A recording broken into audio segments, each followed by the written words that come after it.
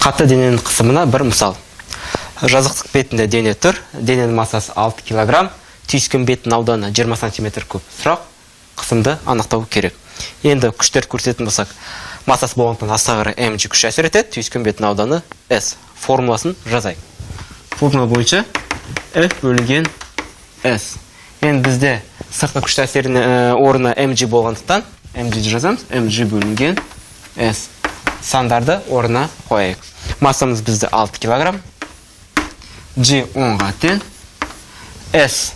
S бізде 20 см куб.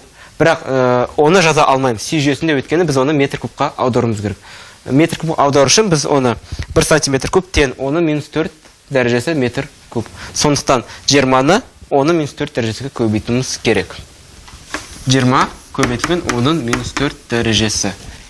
Енді шығаратын болсақ, 60 бөлінген 23, -4 жоғары шығады 4 болады, плюс 4 шығады. Бізде паскаль ашып жазатын болсақ, 30 мың паскаль қысым болады.